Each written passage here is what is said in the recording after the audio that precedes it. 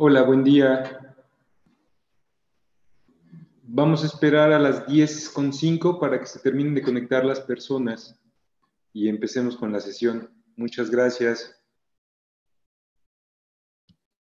Gracias, buenos días. Provi presente aquí desde Yautepec. Buenos días, Verónica de UPIBI. Saludos a todos.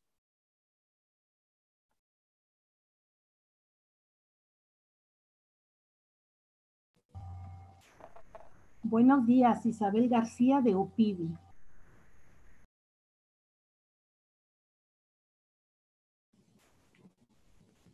Buenos días a todos, Laura del CIECAS.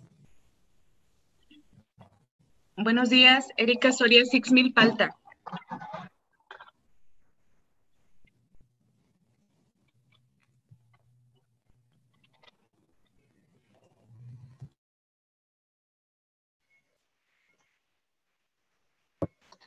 Hola, buenos días, Osvaldo Bonet, de la CEO.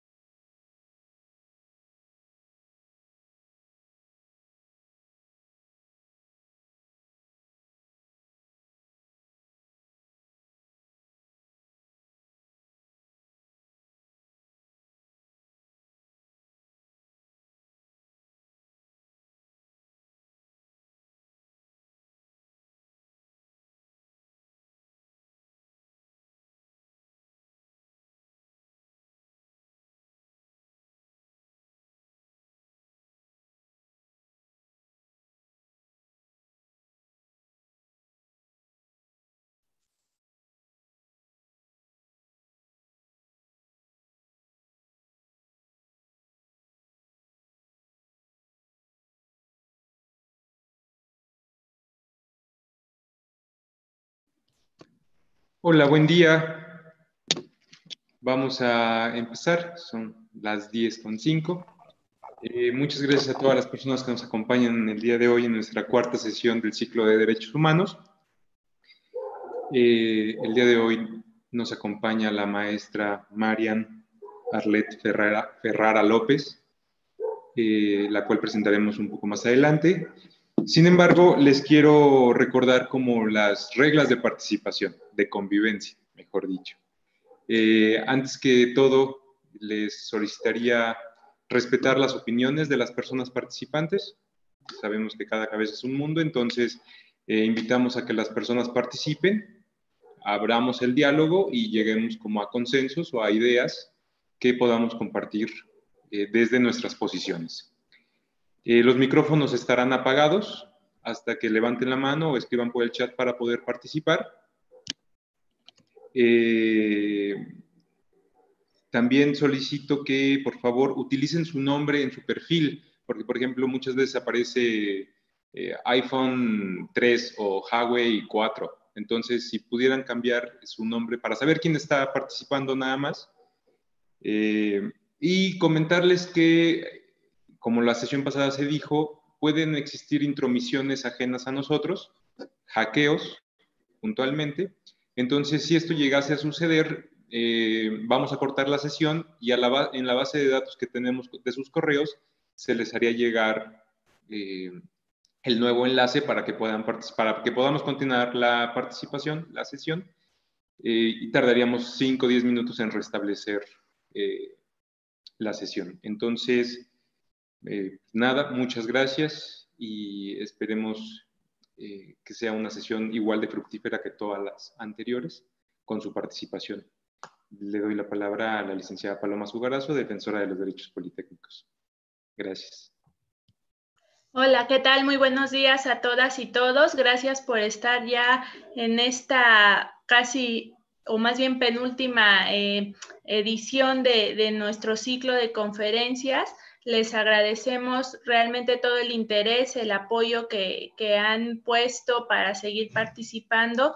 Y bueno, pues a nombre de nuestro director general y de nuestra secretaria general, les hago llegar un afectuoso saludo y pues esperemos que sea de mucho aprendizaje. Como verán, en la sesión de hoy y la próxima ya están un poco más digamos, prácticas en el tema ya de acoso y hostigamiento y van dirigidas pues a este tema que obviamente no hemos abandonado a pesar de la pandemia, ¿no? Que hemos seguido trabajando para esta lucha que debemos seguir enfrentando dentro del instituto para lograr un ambiente armónico con nuestra comunidad. Les agradezco, le agradezco mucho a Marian, no tenía el gusto de conocerte, pero eres egresada de la UAM Azcapotzalco, al igual que varios de los que estamos aquí, entonces eso nos hace, además de tener un vínculo más cercano hacia ti, nos da esa fraternidad, a lo mejor ese apoyo que requerimos para este tipo de eventos. Entonces, te agradezco muchísimo, Marian. En un momento, Bricio dará la presentación del currículum de ella y pues iniciaremos con la presentación. Nada más les comento que Marian nos ha pedido que haya una interacción durante la plática, como nuestro ponente antepasada, que durante la plática puedan ustedes ir externando sus preguntas. Entonces, en esta ocasión no se van a reservar al final, ¿no? Pues vamos. Iniciemos entonces, Bricio, y esperamos contar con sus valiosas opiniones. Saludos. Gracias, licenciada Paloma. Sí, efectivamente, como lo comentaba la licenciada Paloma, Marian es egresada de la UAM Azcapotzalco, es licenciada en Sociología por la UAM Azcapotzalco, es maestra de Estudios de Género por el Colegio de México y doctorante en Antropología Social por el CIESAS, Ciudad de México. Ha tenido estancias de movilidad internacional en la Universidad Nacional de Quilmes y en la Universidad Libre de Berlín. Sus trabajos de investigación han seguido las corrientes francesas de la sociología de Durkheim y Bourdieu. Sus líneas de trabajo son los estudios urbanos, identidades de género, trabajo sexual en espacios públicos, violencia sexual, juventudes, adicciones y procesos de atención, salud, enfermedad.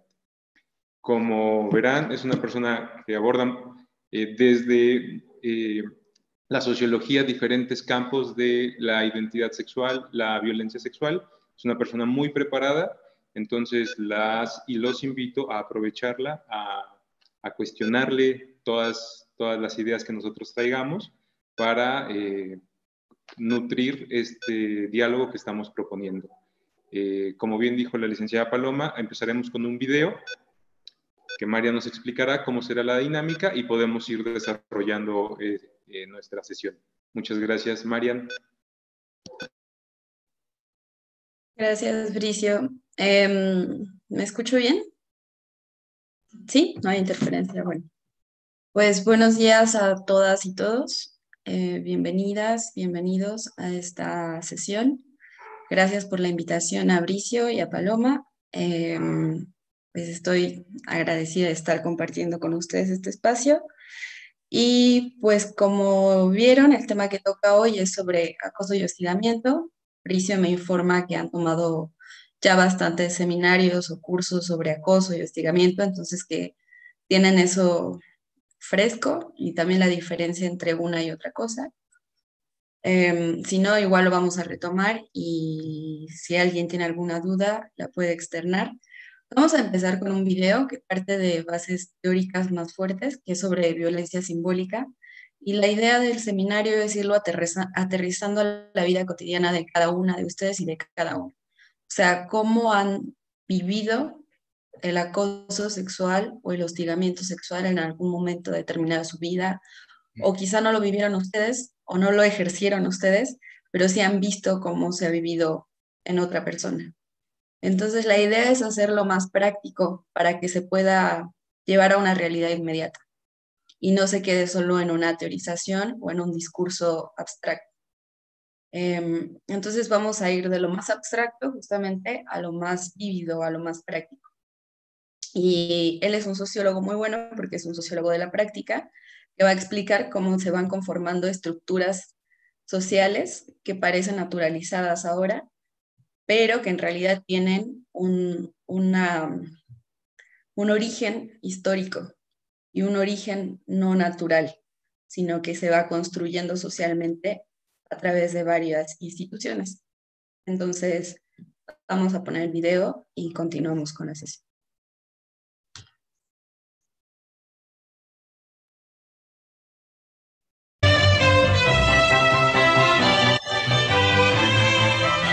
Pierre Bourdieu, vous venez de publier un long article sur ce que vous appelez la domination masculine. Est-ce qu'il ne s'agit pas autant de la domination que tout homme, au sens sexuel du terme, cherche à exercer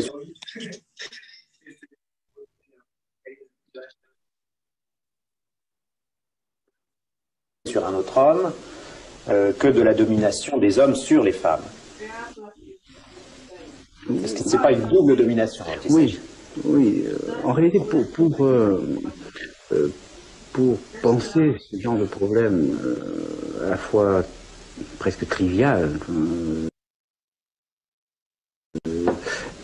que nous avons sous les yeux à longueur de temps est formidablement difficile, il faut changer très profondément je pense, les manières de penser. Bon, c'est-à-dire que les formes de domination les plus fondamentales, donc qu'il s'agisse de la domination culturelle, qu'il s'agisse de la domination d'une ethnie sur une autre, qu'il s'agisse, je sais pas, les blancs sur les noirs aux États-Unis, qu'il s'agisse de la domination des hommes sur les femmes, etc. Toutes ces dominations sont très difficiles à comprendre parce qu'elles s'exercent en quelque sorte deux fois.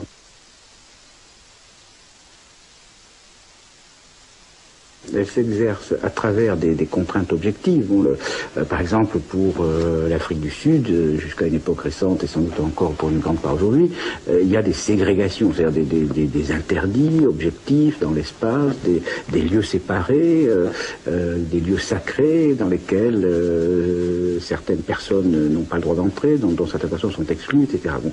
Donc il y a des formes objectives. De même, encore aujourd'hui, il y a des professions où, sans que cela soit interdit, de fait, les femmes ne sont pas représentées, ne sont pas présentes, ou si elles sont présentes, c'est toujours dans des positions inférieures, dominées, etc. Bon.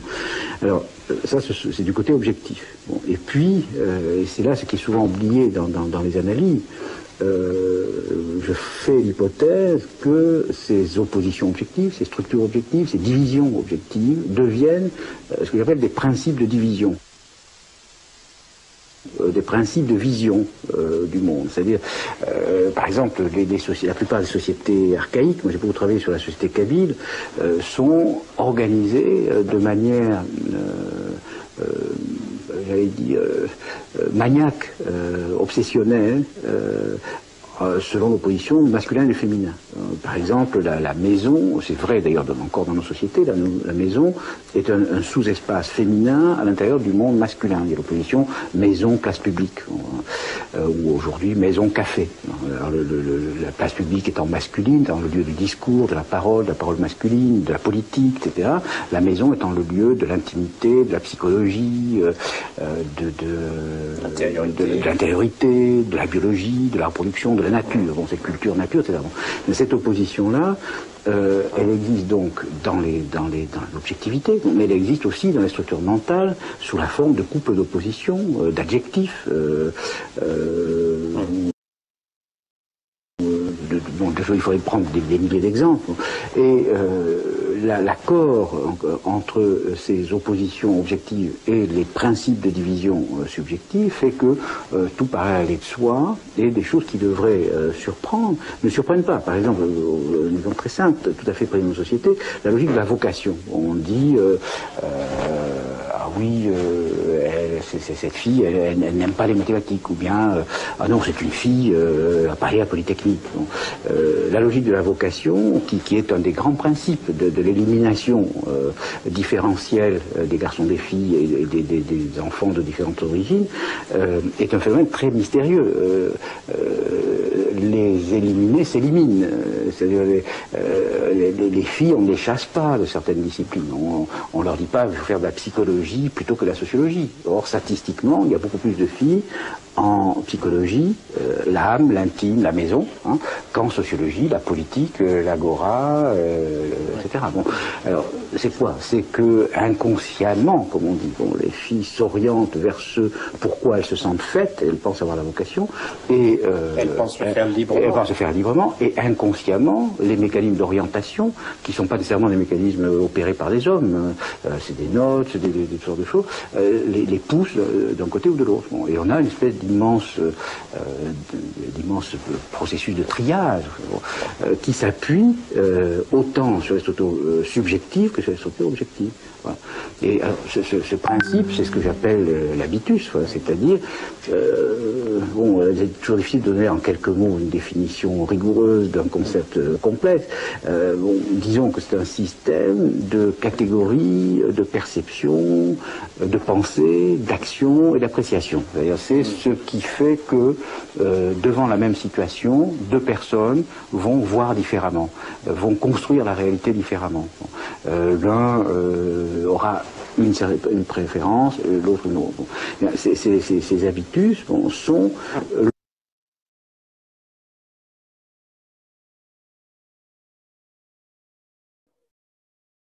Ya, muchas gracias. Pues es un video complejo porque es un autor que teoriza mucho sobre la vida cotidiana, pero lo hace de manera muy abstracta y con conceptos que si no estamos cercanas o cercanos a la sociología a veces es difícil de aseguir en la vida real. Entonces, a lo que refiere él, justamente como lo dijo, es que hay muchas cosas que parecen que somos libres de escoger o que hemos tenido la libertad de escoger a lo largo de toda nuestra vida, pero que en realidad son situaciones y son decisiones que están tan inconscientemente incorporadas, es decir, que las llevamos tanto en la mente como en el cuerpo, que no nos damos cuenta de que en realidad han sido orientadas de forma social y que además estructuralmente están hechas para que vayamos hacia esos caminos. O sea, tenemos un margen de acción muy, muy corto para tomar estrategias de decisión. Y otra de las cosas que dice es que justamente muchas cosas que deberían sorprendernos no nos sorprenden, porque las tenemos inconscientemente naturalizadas. Y que las formas de poder cambiar estos tipos de pensamientos es solo haciendo una reflexión muy profunda a nivel social, no solo individual, para que se logre un cambio que no va a ser abrupto ni revolucionario, sino que va a llevar mucho tiempo de aprendizaje y de reconfiguración, de deconstrucción y de nuevos procesos de construcción para que se logren entablar nuevas formas de ser y nuevas formas de accionar. Entonces, hablando en términos de género, esto es muy importante y lo voy a ligar con la pregunta de la presentación, pero primero déjenme compartir pantalla, por favor.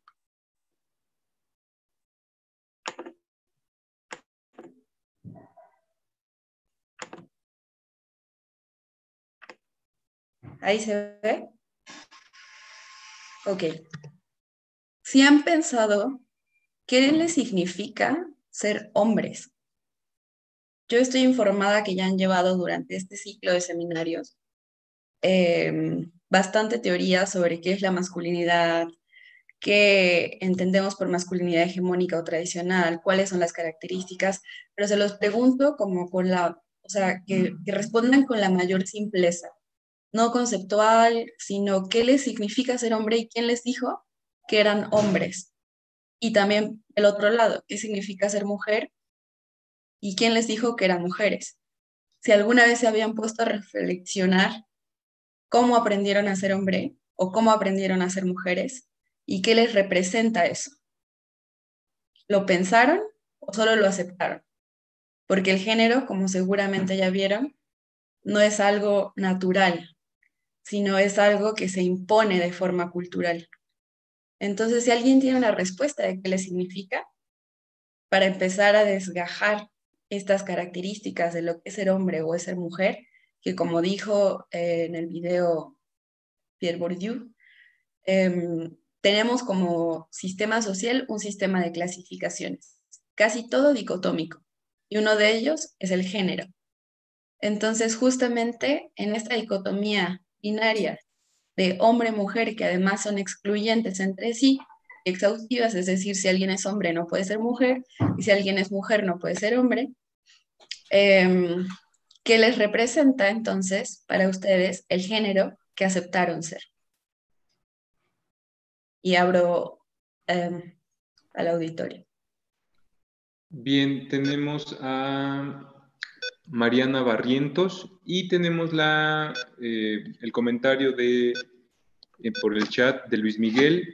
Él dice, supongo la pregunta de qué significa ser hombre, es interactuando con la comunidad de pertenencia, interactuando mediante el lenguaje. Él lo comenta como hombre. Ahora escuchemos a Mariana Barrientos. Por favor, Ezequiel, ¿le puedes dar micrófono a Mariana? Hola, buenos días. Me quedé con la pregunta de cuando nos dimos cuenta de que éramos mujeres o hombres, ¿no? En mi caso, soy la única mujer de una familia de 2 hermanos más. Entonces para mí era como, o sea, no había una diferencia cuando éramos muy niños, ¿no? O sea, todo parejo, hacíamos las mismas cosas y demás. Pero sí llegó un momento, que será entrando a la primaria, en la que sí me diferencié como mujer por este instinto materno, ¿no? Desde niña yo siempre quise ser mamá, tener una familia, sí desarrollarme profesionalmente, pero la idea básica era, soy niña porque quiero ser mamá, porque quiero ser, tener una familia, cuidar a mi esposo, a mis hijos y demás, ¿no? En ese sentido, pues no,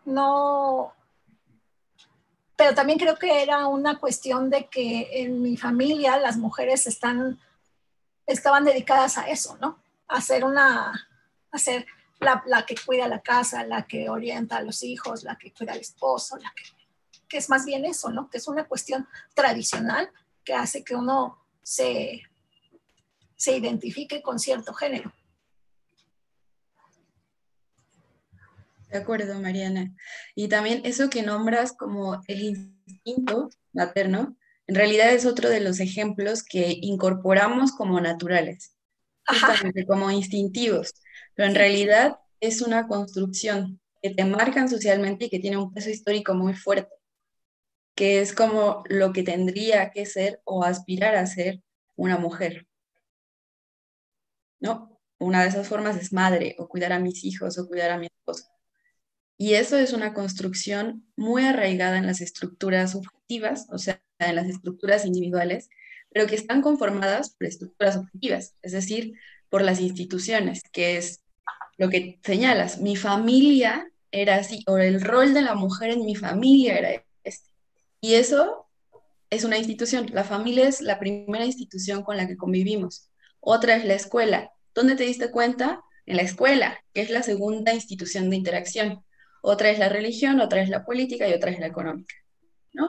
Pero las dos básicas, perdón. Y de la misma forma, pues mis hermanos, ¿no? O sea, porque así como yo tenía el ejemplo de esa construcción que mencionas, de identificarme mujer por ser la que cuida y demás, pues igual ellos tenían la identificación de que tenían que ser los proveedores, los que se iban a trabajar, los que tenían ese otro rol. Sí. Gracias, Mariana. Gracias, Mariana. En el chat dice la maestra Cintia Curry, en mi caso, ser mujer fue aprender los espacios físicos y juegos ideales, así como prendas deseadas en mí. Fuera de la familia, sí sentí más marcada por comentarios despectivos cuando un niño o niña hacía lo esperado de otro género. Siguiendo con esta lógica, Leti comenta, la maestra Leti, ser mujer hacía diferencia con el hombre inicialmente por los genitales y se debía comportar conforme a los roles sociales. Eso es lo que están comentando en el chat. Ahorita damos paso a una intervención por micrófono o lo hacemos de una vez, ¿te parece? De una vez. Ok, maestra Erika Araceli, por favor.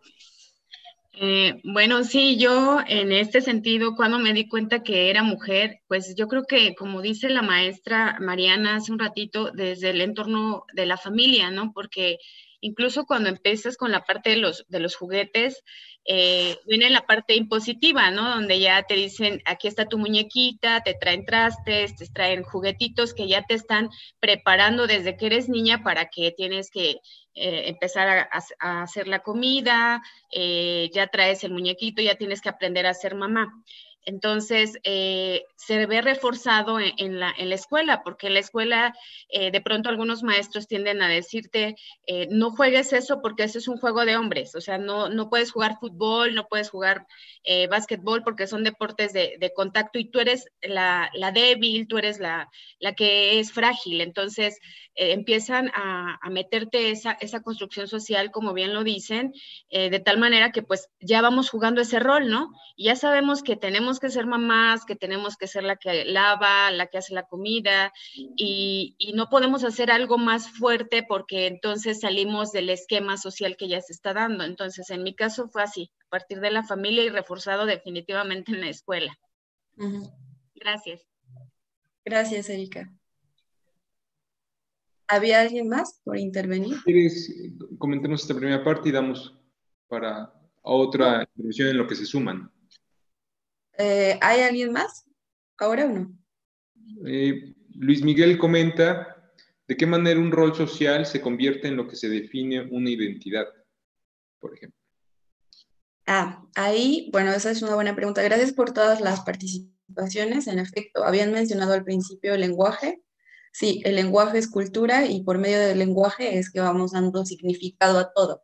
El lenguaje son símbolos que tienen un significante, es decir, la definición de lo que significa cierta palabra. Y a partir de eso, o sea, las primeras palabras de una nena o de un nene es mamá, papá, agua, y va haciendo su sistema de clasificación del mundo. Y a partir de ahí entra el género. Entonces, en ese aspecto, lo que entra primero en nosotras y en nosotros es la identidad, antes que otra cosa. Y eso no se da a partir de la diferenciación sexuada biológica de los genitales, sino se da a partir ya, o sea, sí se da, digo, esa es la base, pero a eso se le da un significado social. Entonces, si estás sexuada de determinada forma, eres hombre, y si estás sexuada de determinada forma, eres mujer. Pero eso se da a partir como de un reconocimiento cultural, y eso va marcando a partir justamente del primer grupo social, que es la familia, a qué género vas a pertenecer. Y la nena o el nene al que le dicen, tú eres mujer, tienes que comportarte o actuar o accionar o pensar de esta forma.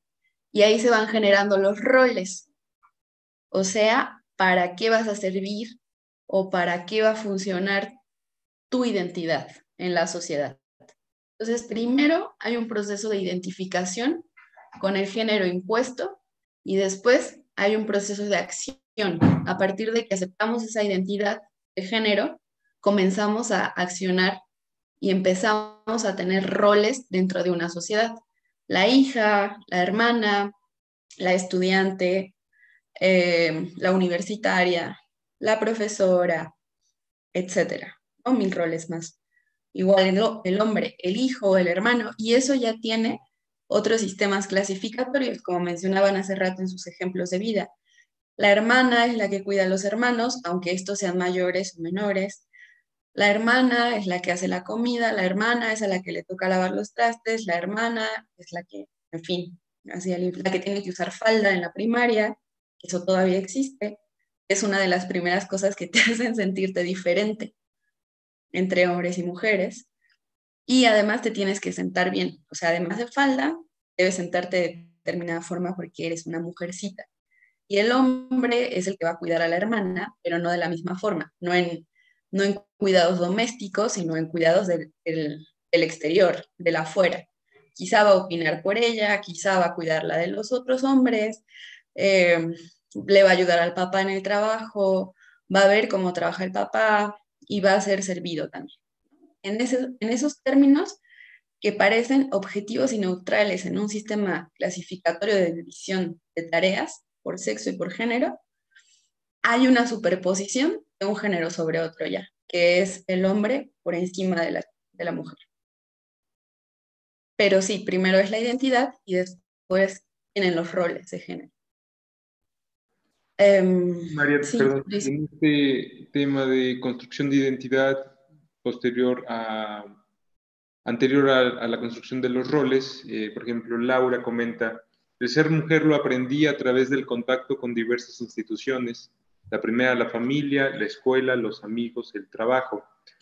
Por ejemplo, también comenta en este tema de roles, el maestro Abdiel Obed, ser hombre lo aprendí como proveedor de la familia, aunque por ser 7 hombres y 3 mujeres, aprendí las labores domésticas como lavar, planchar, barrer, trapear, comida, etc., más allá de las particularidades genéticas. Osvaldo, el maestro Osvaldo comenta, en mi caso ser hombre es una bendición en cuanto al género por lo natural, en cuanto a los roles que he jugado desde mi nacimiento hasta el día de hoy, aclarando que, perdón, se movió, aclarando que cocino, plancho, lavo, y eso no quiere decir que sea menos hombre o no por vergüenza. Gracias. Ok, gracias. Entonces voy a pasar a la siguiente pregunta, y esto sí. Perdón, María. Sí. Hay una participación que levantó la mano. Hola, buenos días. ¿Qué tal? Mi nombre es Elba Acevedo, de Perú. Hola. Hola. Bien, yo en mi casa tengo 2 hijos, uno hombre de más o menos de 5 años y mujercita de 4 años. En este caso, por ejemplo, he tratado yo de no imponerle, digamos, algún tipo de constructo social a ellos, porque he tratado pues de estandarizar el desarrollo normal o sea, no los distinga por el género, ¿no? Por un constructo social aprendido respecto a su sexo, sino que y he visto cómo han ido evolucionando los dos. Por ejemplo, mi hijita se identifica bastante, bueno, conmigo, porque inconscientemente, bueno, yo me maquillo, me arreglo de determinada forma, y mi hijito se identifica con su papá. Cuando yo le digo, Dorian, estás muy pelucón, le digo, y te voy a hacer una trencita y te pongo unos colets. No, me dice, no quiero, como mi papá. ¿Cómo quieres tener el cabello? Le pregunto, ¿como el mío largo o como el de tu papá corto? Como el de mi papá. Y lo mismo sucede con mi hija. O sea, por ejemplo, los dos juegan con muñecas, con carros, pero yo he visto cómo se han ido identificando en el caso de los juguetes. Tienen muñecas, tienen cocinitas, tienen de todo en su patio de juegos. Sin embargo, a mi hija le ha agarrado una afinidad por los dinosaurios. Le encantan los dinosaurios. Y yo veo que las muñecas prácticamente ni las toca.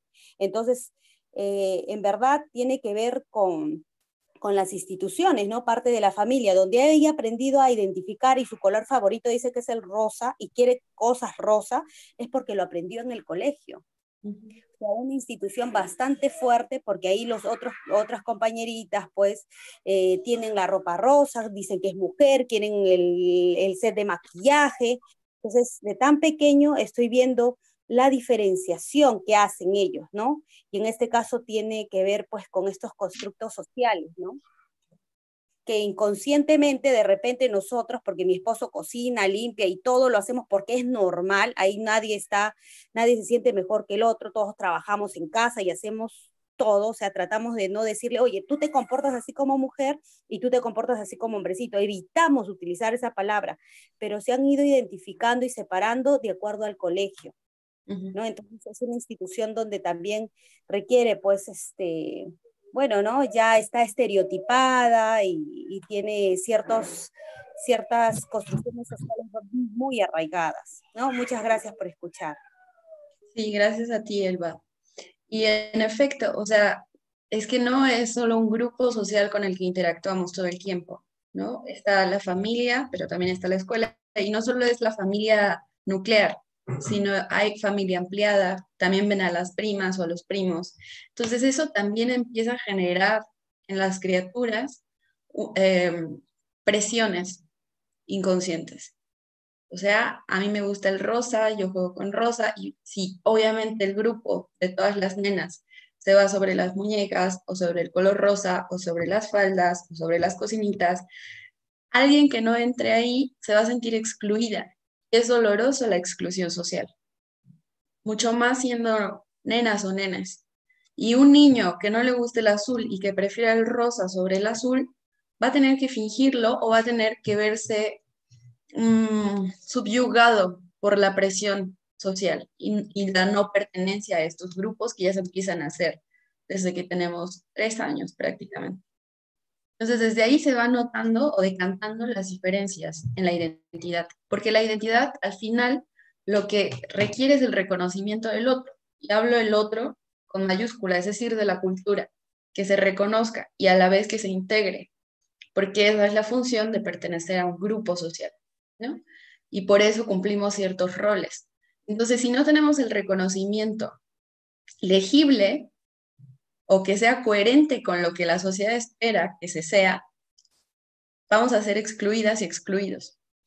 O las criaturas van a ser excluidas de sus primeros grupos sociales. Y eso no gusta. Eso crea mucha angustia social. Pero bueno, todo esto, porque son cosas que nos deberían sorprender, pero ya no nos sorprenden mucho, porque las damos por sentadas, las damos por hecho. Y la siguiente pregunta que les quería hacer para mujeres y para hombres, que es como el tema, la masculinidad hegemónica, y de ahí vamos a partir ya sea sobre lo que importa hoy, que es el acoso, es qué características de la masculinidad hegemónica identifican en su trayectoria de vida, no solo como hombres, sino también como mujeres. ¿Cuáles son las que ven más marcadas en sus círculos sociales más cercanos? Y las que María, más... ¿Sí? Perdón. No, así. Y las que más han distinguido y los han hecho pensar sobre algo importante. O sea, como hombres, si han llegado y a través de este ciclo de seminarios, si han reflexionado sobre que alguna vez alguna de estas características en su vida ha ejercido de forma consciente o inconsciente algún tipo de dominación sobre una mujer? Y a las mujeres les preguntaría la parte contraria. ¿Se han notado estas características hegemónicas en sus padres, hermanos, compañeros de colegio, trabajadores o compañeros de trabajo, que las han hecho sentir oprimidas de forma consciente o inconsciente? Si lo han reflexionado a partir de todos estos seminarios. Ya. Sí, gracias, Marian. Bueno, nada más comentarte que creo que está relacionado tu pregunta de qué características de la masculinidad hegemónica identifican en su trayectoria de vida. Por ejemplo, Rodolfo mencionaba, que me parece que está relacionado ahora, en mi familia fue muy marcada. Mi hermana mayor fue a escuela de monjas y en mi caso fui a una escuela militarizada. Aquí vemos parte de esta violencia. Laura comenta, creo que la construcción de género se da con altos niveles de violencia. Y esta reflexión de la maestra Verónica, buen día, como menciona la maestra Marian, es un trabajo de deconstrucción a una construcción, desde que se asigna género por un médico, pero es una norma médica estipulada y cuidada por las leyes que todo médico debe seguir. Es la mención a la primera asignación de sexo, la segunda es la familia y la tercera es la sociedad y de más peso. Y dice la maestra Curry en relación a esta pregunta, características que vi sobre la masculinidad hegemónica: puños apretados, permisos para jugar con tierra, lodo, que solo le gustan las mujeres, que sus reacciones son incontrolables ante una mujer provocativa, entre comillas, que no pueden, otra vez entre comillas, hacer el aseo o servir literalmente a otra persona, y aunque intenten no saben hacerlo bien, entre comillas, porque hombres, que pueden salir a la hora que sea, porque hombres y se saben cuidar. Dice la maestra Sisi, bueno, ella dice, cuando es una cita, los hombres siempre quieren pagar la cuenta, cuando miran a una mujer como más vulnerable, lo que están participando. Gracias. Alguien alzó la mano, me parece. Mariana Barrientos, por favor, Mariana. Algunas de las características de la masculinidad, ¿no? El que se espere de nosotras cierta amabilidad al trato con los hombres, ¿no? Que cuando estás en el trabajo esperen que siempre sonrías, que seas amable, que incluso se sientan con el derecho de decirte, hoy te ves muy guapa, con una segunda intención, o por ejemplo, lo que comentaba sí, que esta idea de que los hombres son responsables de pagar en una cita y que nosotras mismas en algún momento tenemos, ¿no? Que damos por hecho que si alguien te invita a salir, pues es él el que va a pagar. Como que los hacemos responsables de nosotras. O tan simple como en una relación física entre hombre y mujer, se le da al hombre la responsabilidad del placer de ambos. O sea, es él el que tiene el trabajo que hacer. O sin que una se haga como responsable de los propios sentimientos o de las propias sensaciones, ¿no? Finalmente es una relación de dos personas. Por ejemplo, esta cuestión de que si te abren la puerta, que si te ayudan si te dan la mano para bajar las escaleras, y que muchas de nosotras pensamos o piensan que es un acto de machismo, ¿no? Que no lo necesito. No necesito que me ayudes a bajar las escaleras, no necesito que me abras la puerta. Porque creo que es algo construido y que se asocia con el machismo, pero finalmente a mí me gusta que me abran la puerta y que me ayuden a bajar las escaleras, y eso no lo hace más hombre o menos hombre, o a mí más mujer o menos mujer, ¿no?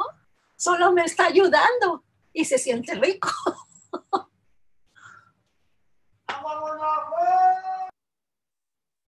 Gracias, maestra. María.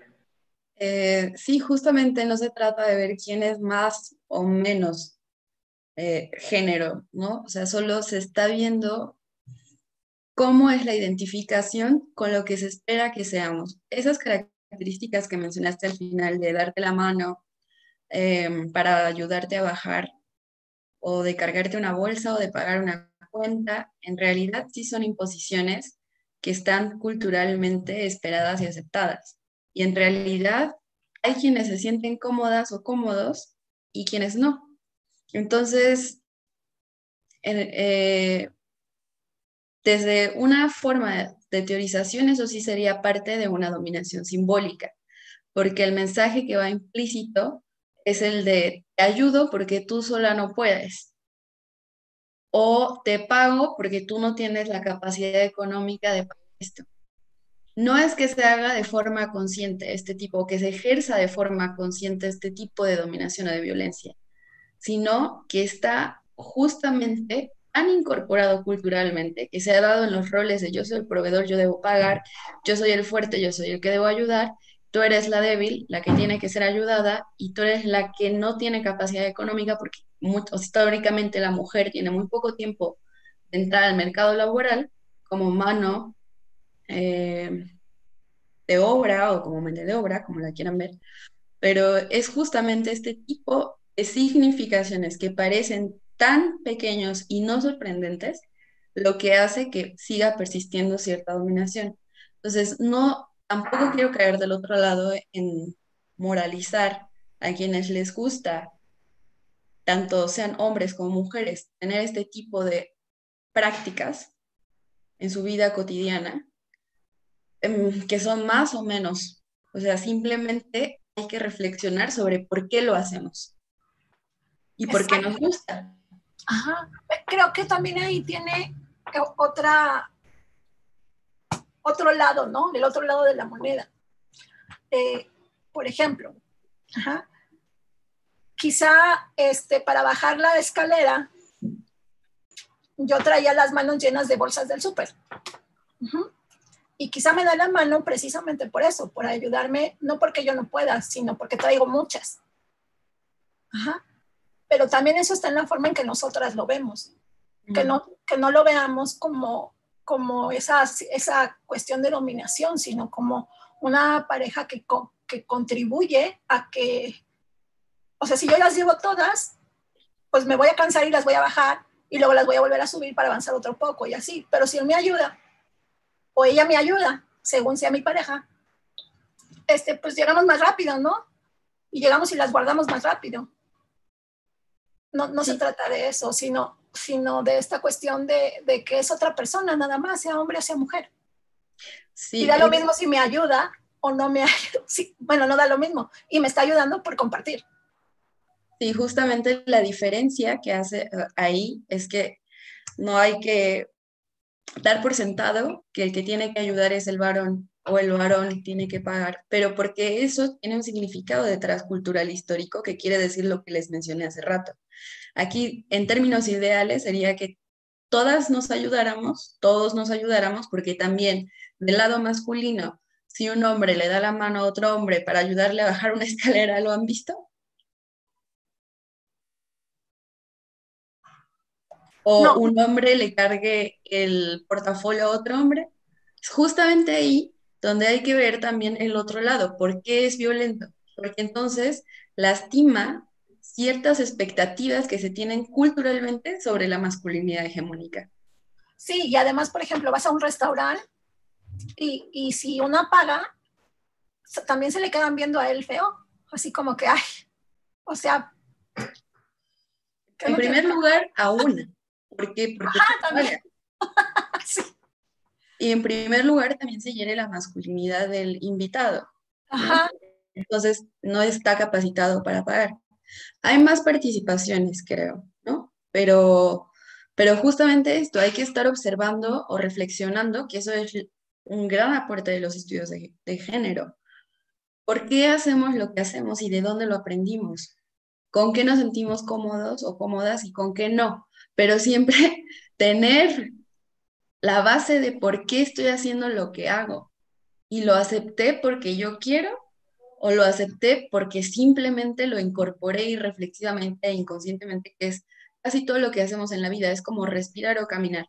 No estamos viendo con qué pie empezamos a caminar, simplemente lo hacemos, o cuál es la práctica del caminar, lo hacemos, no reflexionamos eso, porque así es la rutina de la vida social, de la vida cotidiana, y sería muy desgastante estar todo el tiempo pensando con qué pie comienzo la caminata.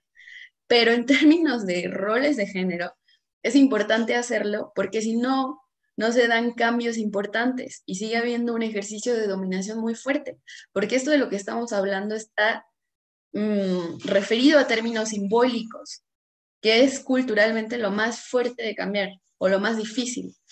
Pero esto puede derivar en homicidios, que es a lo que vamos a ir en un segundo plano, en una violencia sexual mucho más explícita, que involucra cuerpo, que involucra la nulificación de otro ser humano. Entonces, vamos de lo simbólico a lo más expreso, a lo más explícito, pero hay que tener mucho cuidado con estas pequeñas muestras de violencia que sí son. Al final las aceptamos o no, porque son culturales y no es nuestra culpa individual, pero que están ocurriendo y que esas pueden extrapolarse a un aspecto mucho más violento, expresamente.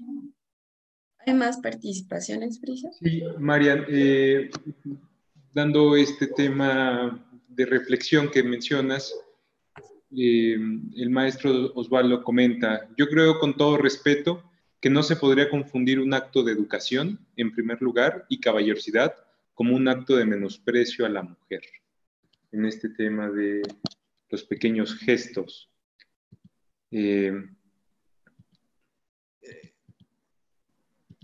Y podemos dar participación a la maestra Jess. Maestra Jess, le pido por favor si nos puede decir su nombre o escribirlo ahí en el perfil. Es que me aparece como Huawei Jess, por favor. Hola, Bricio, hola, Paloma. Soy Jessica de CECID 11. Okay. Lo que pasa es que ya no supe cómo cambiar mi nombre. Gracias, maestra. Yo estoy muy de acuerdo con lo que dice Marian, que todo ha sido aprendido. Yo no lo veo tanto como un acto de caballerosidad, tal vez así lo aprendieron. A mí me molesta mucho que sí me quieran dar la mano, que me abran la puerta, porque yo puedo hacerlo sola. Si estuviera lesionada, lo acepto, ¿no? De hombre o de mujer, pero sí creo que hay un trasfondo ahí muy machista que quiere minimizar nuestras capacidades. Y otra cosa que me molesta mucho es que comenten, ay, cásate con alguien que te tenga bien. Le tiene una buena casa.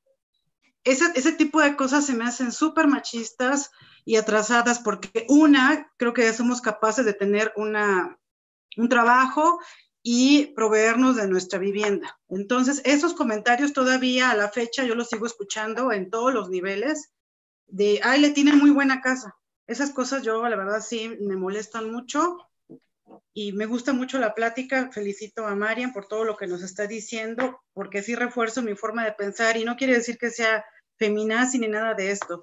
Simple y sencillamente creo que es tiempo de reflexionar el porqué de nuestros comportamientos y de nuestras conductas. Muchas gracias. Sí, Marian. También hay una participación del maestro Alex de UPIG. Yo ayudo por ayudar, sea hombre o mujer. Si veo que batalla, pues ayudo. Abro la puerta del auto, sea hombre o mujer, porque ser caballero debe ser con todos los géneros. Personalmente esa es mi naturaleza. Y la maestra Wendy Muñoz quiere participar, pero no encuentra la manita. Maestra Wendy, ¿le pueden abrir el micrófono, por favor? Sí, gracias. ¿Sí me escuchan? Sí. Bueno, en lo particular, yo siempre he tenido ese conflicto. Yo me considero feminista desde hace mucho tiempo y siempre ha sido ese el problema. Incluso a mí me han dicho de que va contra ser feminista el aceptar que sean caballerosos, etcétera, etcétera, etcétera. Incluso, o sea, me dicen, ¿cómo no te va a gustar que te abran la puerta o que sean atentos contigo? Yo voy de acuerdo con Alex. Sí puede ser una manera que tradicionalmente se ha visto como ayudarte porque tú no puedes o porque eres débil o porque te cansas o porque N cosas, ¿no? pero yo también sí considero de que es educación. O sea, igual yo si veo a una persona adulta, hombre, que trae un bebé, por ejemplo, pues yo le dejo mi lugar, igual que no sentiría mal que a mí, si yo estoy cargando cosas, lo que sea, me dejan el lugar siendo un hombre. Yo creo que sí hay que distinguir uno y lo otro, sí me queda claro de que sí nos da ese miedito de que, ¿cómo? O sea, no vas a estar preguntándote, ¿cómo me va a ayudar él? ¿Porque me ve menos? ¿Porque me ve débil? ¿O porque es educado? Y como si fuera cualquier mujer, ¿no? De que, ay, no, pues yo vengo bien, tengo fuerzas, le dejo a la chava que la veo con tacones, pues la dejo que ella se siente porque yo traigo zapato de piso. O sea, como que sí debemos de no generalizar, pues yo siento, o sea, me gustaría saber tu opinión, María, de no generalizar, de decir que cualquier tipo de atención que se tenga por ser hombre hacia una mujer signifique porque te ven débil o porque te ven mal. O sea, a lo mejor en ese momento lo necesitas, habrá momentos en que no lo necesites, pero yo pienso que también hay que distinguir cuando es educación, por cuestión de educación. Pero sí me queda muy claro que es un antecedente a la violencia simbólica. O sea, sí me queda claro. Pero sí está complejo, está muy complejo, porque a mí en lo personal, a mí me encanta que me consientan y yo no me siento menos si me consienten, o sea, porque yo también consiento y chiqueo a mi marido, por decir algo, ¿no? Entonces, como que nomás sí, es que para cuando se hablan estos temas, sí es complicado. A mí me tocó que muchas compañeras feministas me regañaban incluso de, ¿por qué dejas que te abra la puerta ni que estuvieras tullida? Que no sé. Y yo digo, pues no creo que lo haga por sentirme mal o porque él se sienta mejor que yo o lo que sea. No sé, es complicado. No sé qué pienses tú, María. Gracias, maestra Wendy. Sí, respondo a esto para pasar ya al tema de hoy. Y justamente yo considero que un gran aporte tanto de la sociología como la antropología para entender cualquier tipo de fenómeno social, y que es de suma importancia, es el sentido de la situacionalidad. En efecto, cada situación o cada cadena de interacción es lo que hace el contexto y lo que nos hace a nosotras y a nosotros reaccionar de determinada forma. Sabemos qué intenciones van detrás de cada acto porque sabemos leer las prácticas y las acciones de las otras personas. Por eso estamos dentro de un grupo social. Tenemos el código de comunicación, tanto para leer y entender el lenguaje que se dice y decodificarlo, como para también entender y darle un sentido y significado a la práctica que se está dando. En efecto, para mí también es educación esto que llaman caballerosidad. O sea, lo aprendieron, alguien les educó a que fueran caballeros. ¿Y qué tal si cambiamos la palabra por...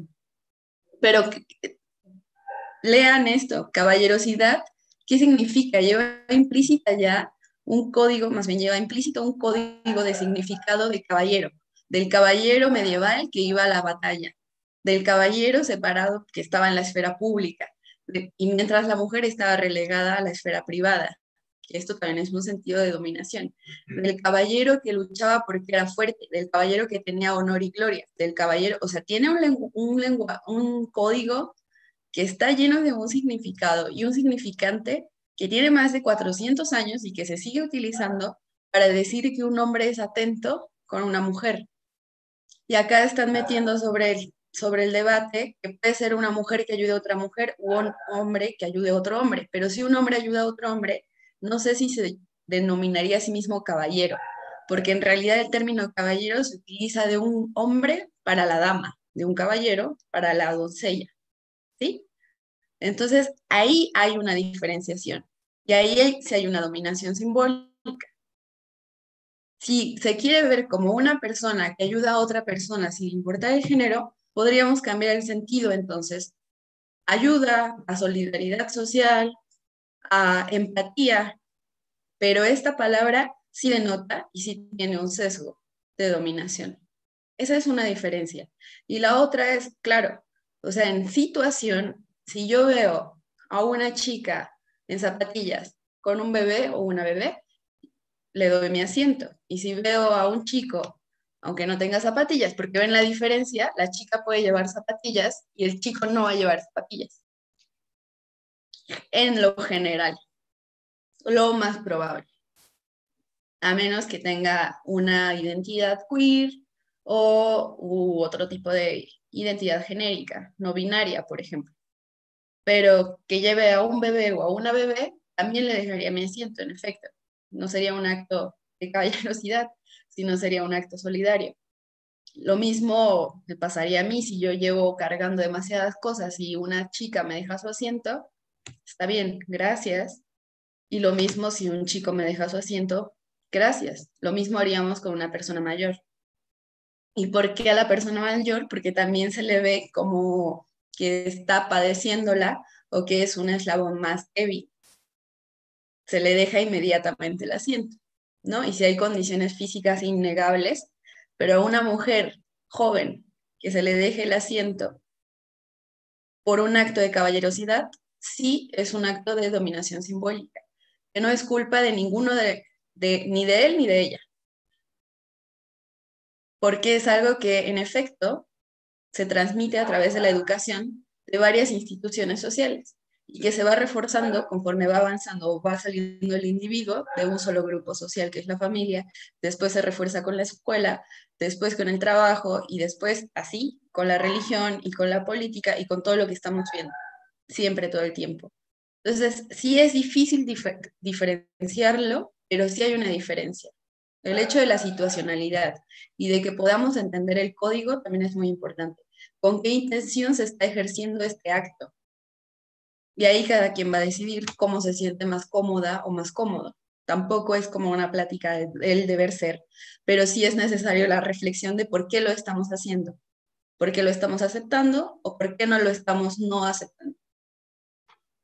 ¿Sí? Voy a pasar ya a lo del acoso, porque esto durante mucho tiempo fue visto y señalado como algo socialmente aceptado. Y de hecho esperado. No fue sino hasta el 75 que se acuñó la palabra de acoso y fue justamente por un grupo de mujeres feministas que estaban hablando, que es el Women Worker Institute, que es el Instituto de Mujeres Trabajadoras del MIT, que es el Instituto Tecnológico de Massachusetts, en el 75, y fue retomada la palabra, seguro ya lo saben, por la jurista Mary Rowe y por la periodista Susan Brown Miller. Pero no fue hasta el año de 1990 que se catalogó como delito y que ya en efecto hubo una demanda por acoso sexual, que es por Anita Hill. Entonces, justamente al hablar de acoso, si vemos que del 75 al 90, que son 15 años, que se acuñó un término en una lucha feminista y que fue hasta el 90 que se puso en práctica, habla de una gran resistencia de la dominación masculina, ¿cierto? O sea, que estén exigiendo un derecho de no quiero ser acosada u hostigada y que hasta 15 años después pase que en efecto ya se pueda demandar. Es el primer caso que a partir pero ya estamos en los 90. O sea, y que a partir del 90 ya se empiece a desgajar lo que es el acoso en los Estados Unidos y en Europa, al menos las denuncias aumentaron en un 58% y la denuncia sigue siendo muy baja. Pero en un 58% ya habla de que es un acto que pasaba todo el tiempo, de que es un acto que sigue pasando y que antes de llevarlo a lo jurídico, en realidad estaba socialmente aceptado. Y eso era un tipo de violencia simbólica. Y ahora sigue siendo todavía parte de una violencia simbólica, sin embargo ya tiene por lo menos un respaldo jurídico de intervención, que además muchas veces no se lleva a cabo con éxito. La diferencia, seguramente ustedes ya lo saben, entre acoso y hostigamiento es que el acoso puede darse incluso en términos de pares, no de padres, pero sí también de pares, y el hostigamiento siempre lleva implícito una relación de subordinación.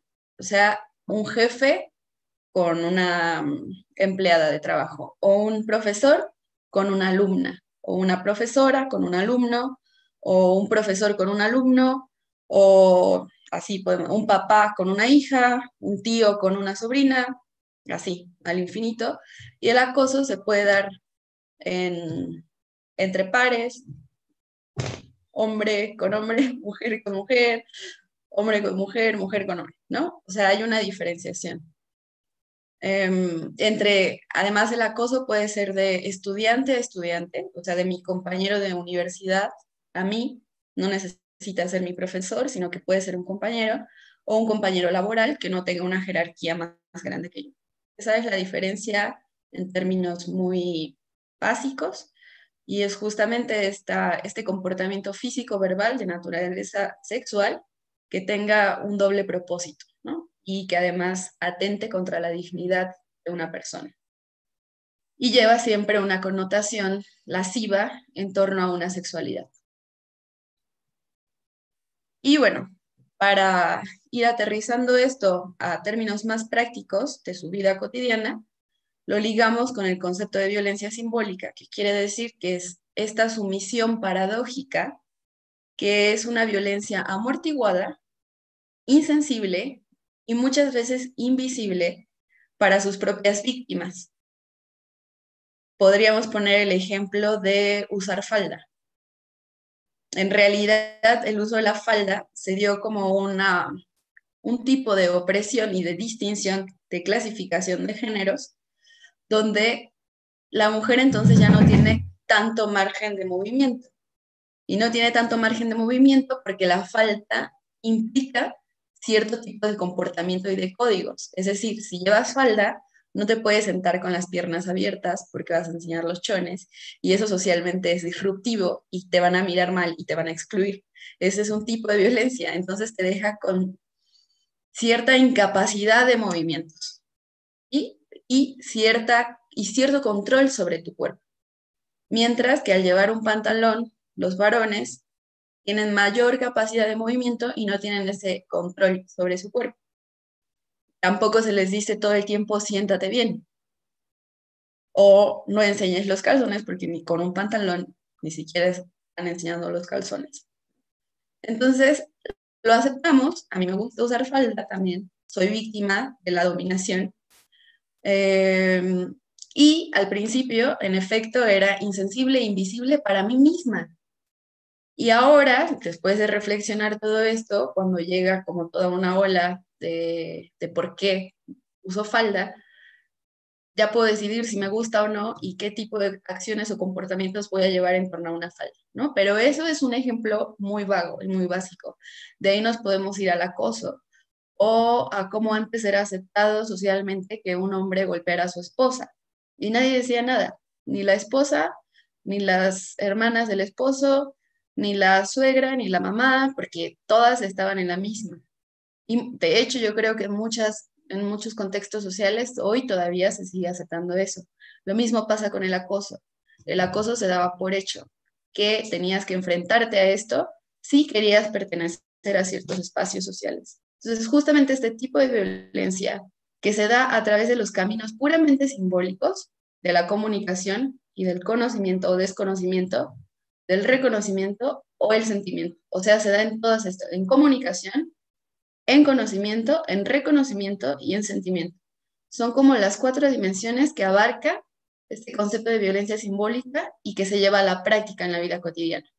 Puede ser una violencia sentimental, cuando una pareja, cuando un hombre le dice a una mujer, contigo no se puede platicar porque estás loca, te pones loca. O sea, es como sentimentalmente muy agresivo, aunque no lo notemos, porque tenemos incorporado que sí, que en efecto las mujeres somos más propensas a la neurosis o al no control de nuestras emociones o a la no racionalidad que los hombres tienen por sentado. ¿Pero por qué pasa eso? Eso no es algo natural, eso es algo que se fue conformando históricamente y que hemos ido aprendiendo. Entonces, el acoso también se da en este lenguaje simbólico, en primer lugar, y después puede llevarse a otros términos muchos más expresos, como ya una violación, por ejemplo, ¿no? Que sería como, y de la violación a una muerte. Entonces, que ya sería un feminicidio. ¿Cómo podemos reflexionar en torno a esta situación que parece microscópica, pero que puede extrapolarse a una situación de real gravedad? De hecho, las dos son realmente muy graves, pero siempre ponderamos como de, bueno, solo le dijo un piropo, o bueno, solo le levantó la falda, o únicamente le dio una nalgada, o solo le agarró los senos, o solo se le acercó al oído a decirle algo bonito, bonito entre comillas. Muchas veces incluso aceptado por nosotras, porque socialmente estamos condicionadas a que eso va a pasar en algún momento de la vida. Lo tenemos naturalizado y rutinizado. Y es algo que debería sorprendernos y no nos sorprende, porque yo les aseguro que en esta sala les ha pasado a todas. Y yo no sé aquí cuántos hombres lo han llevado a cabo, consciente o inconscientemente. ¿Sí? O sea, este tipo de violencia no es que se haga de forma calculada, racional, sino que está tan culturalmente asimilada e incorporada que se dan los márgenes de significados muy chiquititos, casi irreflexivos. Quizá no reaccionen ambas partes hasta que alguien diga, ay no, esto me molesta gravemente, y se le interpele, y entonces la otra persona se dé cuenta que está cometiendo un acto violento. Pero también se puede quedar en dos partes de conformidad, que la que acosa se conforma con acosar, y la acosada también se conforma con ser acosada. Y esto no tiene una carga valorativa moral, sino es simplemente, en términos sociales, lo que se espera que va a pasar. ¿Sí? Aquí podría detenerme para que empecemos a ver, o si quieren compartir, si han vivido o ejercido algún tipo de acoso del que no fueron conscientes en su momento, pero que ahora sí lo son, por algo que les cambió la vida.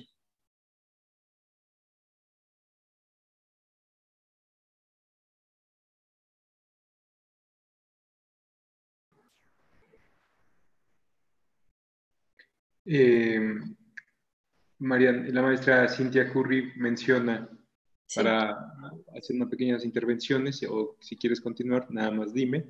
Bueno, ella menciona, y como va a pasar, aprendemos a usar short debajo de la falda, aguantar que halaguen sin estar en una relación y escuchar que soy intolerante porque me chulean la ropa, las piernas, el maquillaje, etc.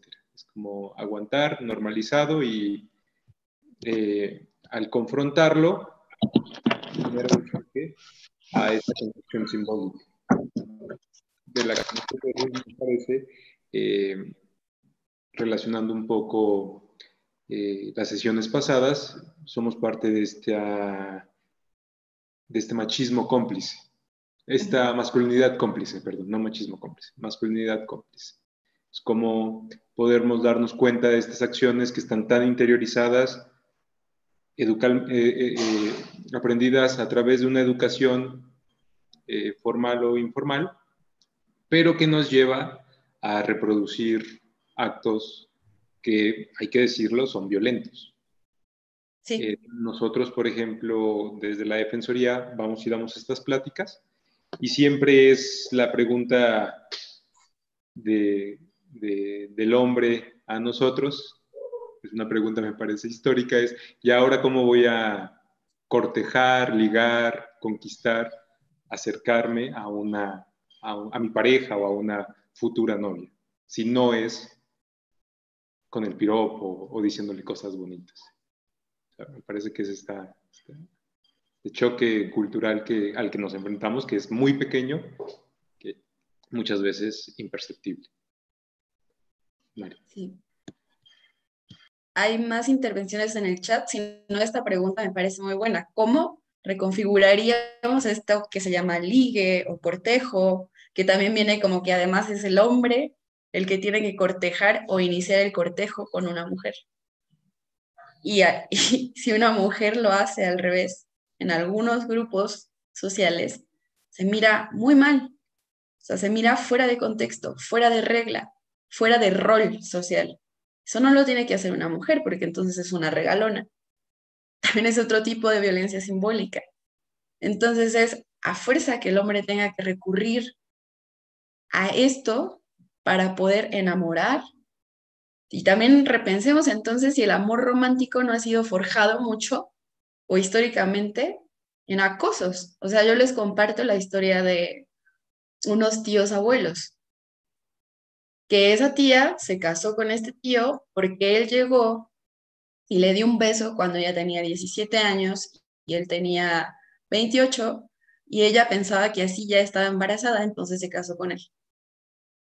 Y después de ahí salió toda una familia de 11 hijos e hijas. Entonces, ese tipo de cosas que parecen naturales, en realidad son violentas, son muy violentas, y eso es un dejo de dominación impresionante que se ha ido arrastrando, que ha ido modificándose, sí, en efecto, pero para eso he tenido que pasar muchas luchas. Eso era un acoso, o sea, robar, y lo voy a poner entre comillas porque a veces se romantiza eso, un beso era un acoso directo. La otra persona no quería y eso terminó en un casamiento y eso se lee como una institución familiar y eso se lee como amor.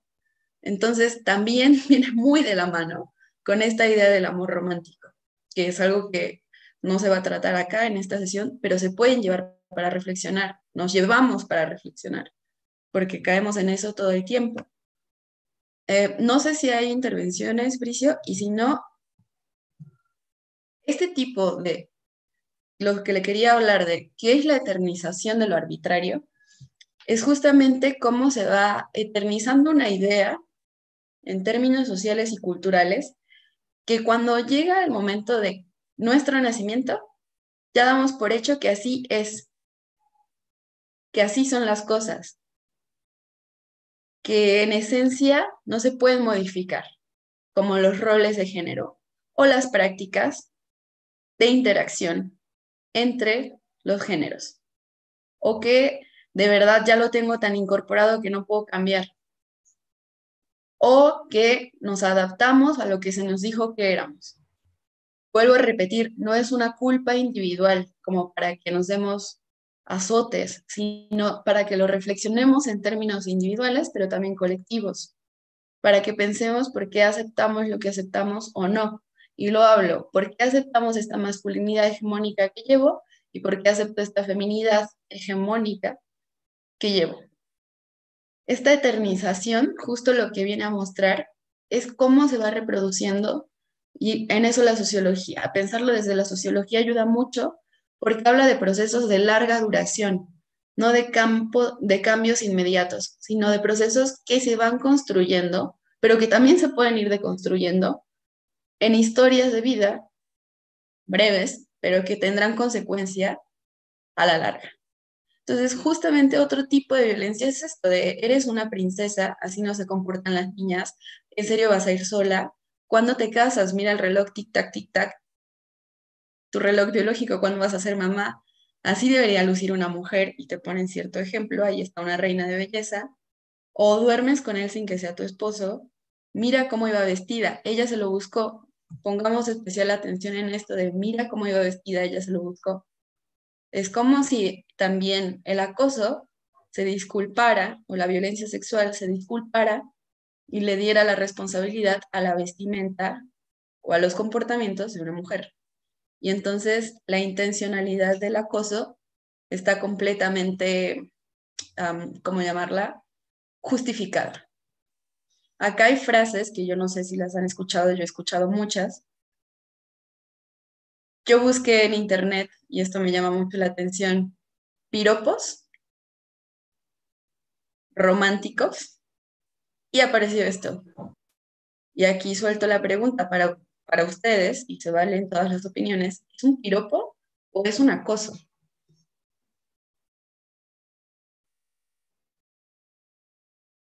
¿Hay alguna intervención?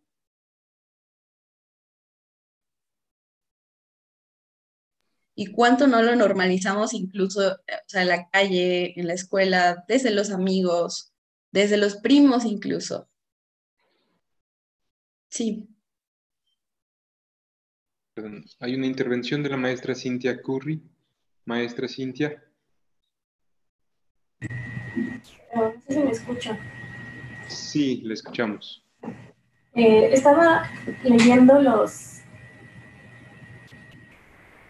es que no me hacen piropos, pero lo peculiar es que cuando de forma personal me ha tocado pues, reclamar que es excesivamente guarro, que no es piropo, que no es un halago, que es muy ofensivo, no me ha tocado un solo hombre que no se enoje. Es decir, que cuando yo le digo, oye, qué cosa tan horrible, tan fuera de, o sea, de pésimo gusto, se enojan muchísimo, muchísimo.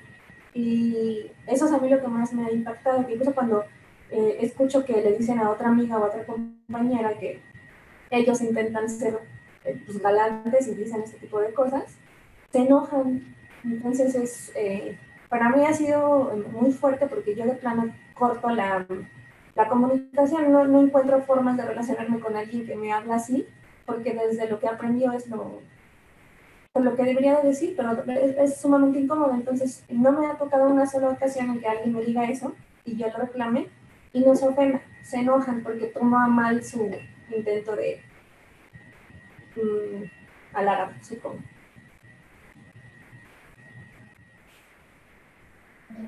Gracias, maestra Cintia. Por ejemplo, menciona Luis Miguel, el piropo es visto como una expresión de la creatividad del mexicano en esta visión cultural que tenemos, o del albur, por ejemplo. El albur.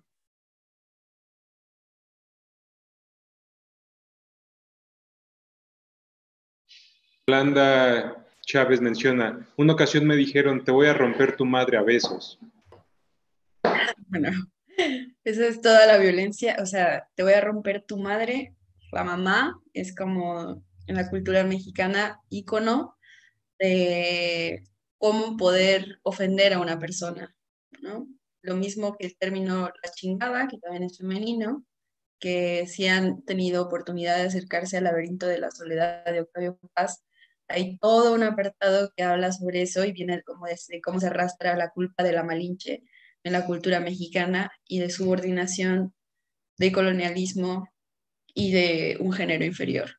Entonces, me gustaría romperte tu madre a veces, se me hace, bueno, de verdad una frase súper violenta, pero bueno, todas las que puse aquí también son como, me gustaría tener tu cuerpazo, de veras, en mi colchón, claro. No solo es un acoso, sino que lleva un doble sentido de objetualizar a la mujer, al cuerpo femenino. Todos los que están aquí, tú tantas curvas y yo sin frenos, y el icono que sale es como una chica, o sea, como algo muy típico, o sea, en minifalda, con top, con los labios pintados de rojo, que también está objetualizada. Si yo fuera un aeroplano y tú mi aeropuerto, aterrizaría todos los días en tu cuerpo. O sea, tiene hasta rima y en efecto algunos parecen con un gran ingenio, como el albur, que también es sumamente misógino.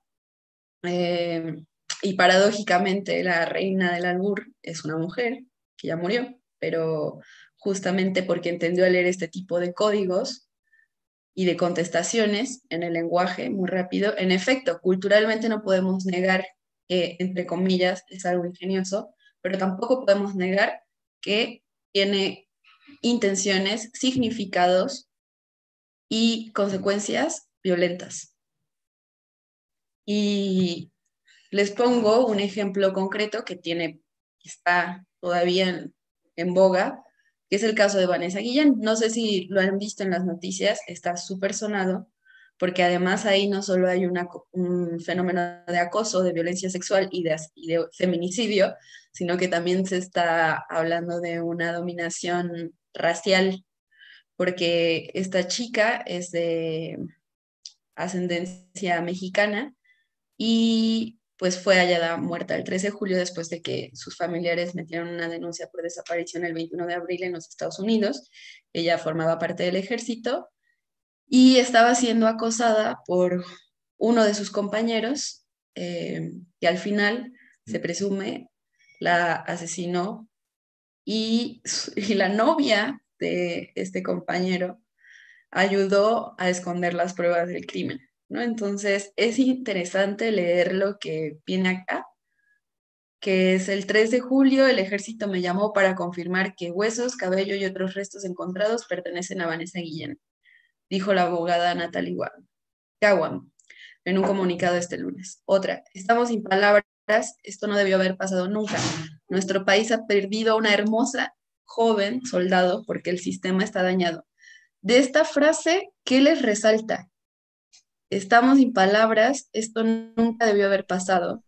Nuestro país ha perdido una, y resalto, hermosa joven soldado porque el sistema está dañado. Y se está defendiendo algo sobre el acoso. Pero esa frase de una periodista y de su propia abogada ya dice mucho de un sistema social.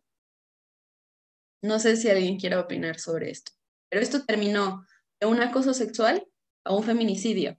Por eso les digo que la brecha sí es difícil de ver, pero también es muy fácil de romperse. Y entre que sea simbólico y entre que sea una violencia expresa.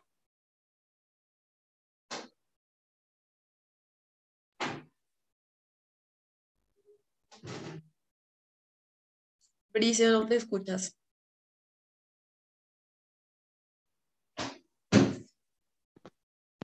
Perdón, ¿me escucho? Sí. Están poniendo un ejemplo, Mariana Barrientos, la maestra Mariana Barrientos. Una vez en un partido de fútbol de un torneo empresarial escuché a una chica gritarle el primer piropo a un compañero. Eso también es hostigamiento y no fue de parte de él. Lo resalto porque este tipo de ejemplos los vemos todo el tiempo. O sea, siempre es, bueno, la mujer también es la que dice piropos o hostiga o acosa sexualmente. Como si lo que estábamos tratando de dialogar aquí solo fuera en un sentido del el hombre es el malo, el hombre es el violento. Y me parece que no va por ahí el sentido de estos espacios. Es resaltar cómo estamos construidos social, culturalmente, como personas y cómo tenemos que estar conscientes de la manera en que tenemos que abordar estas nuevas dinámicas que estamos llamados a ejercer, me parece.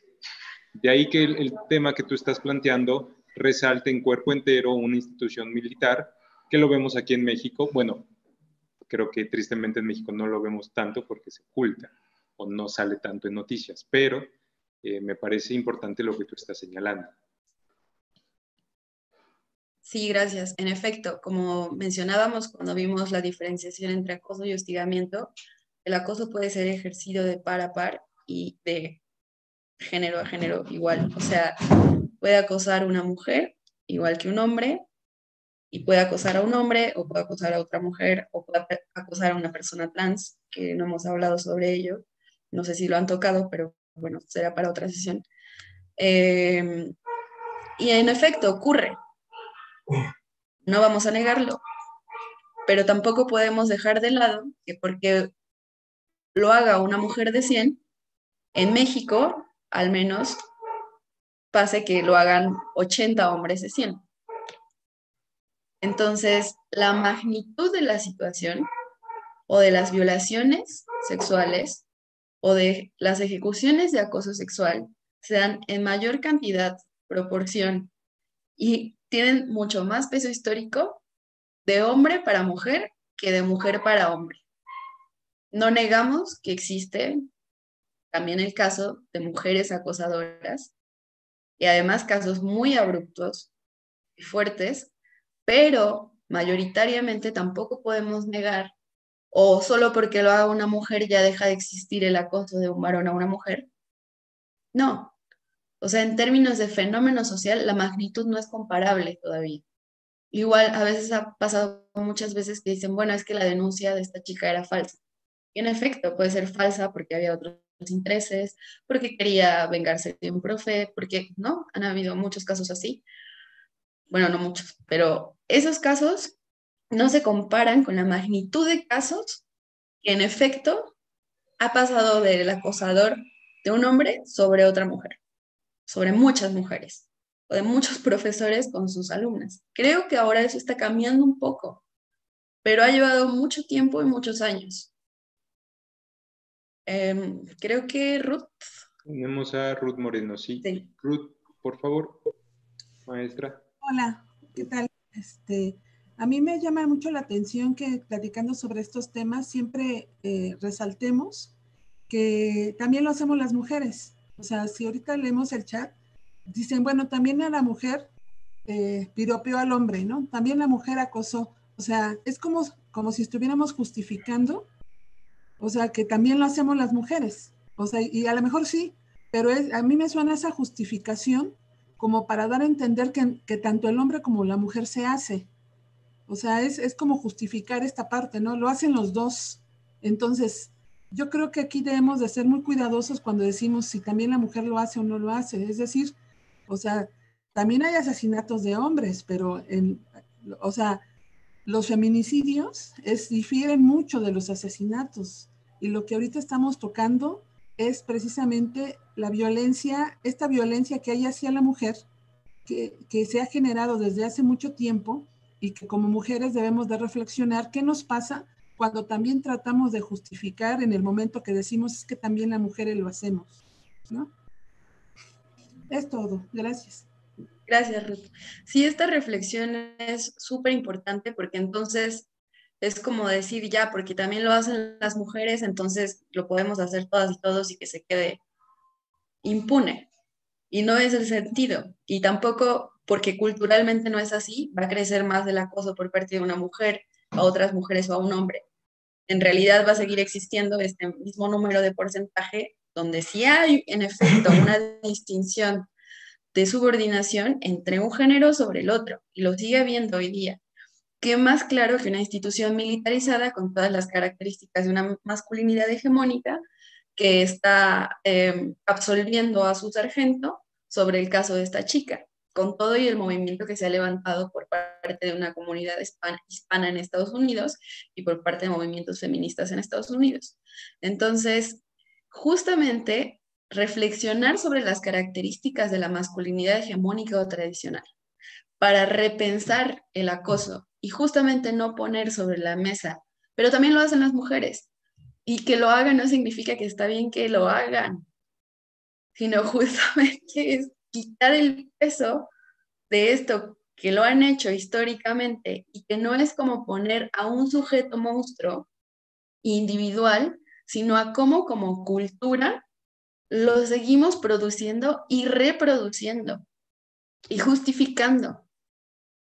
Creo que la invitación para todas, todos y para mí misma más bien sería repensarnos y reflexionar todo el tiempo en por qué estoy realizando estas acciones.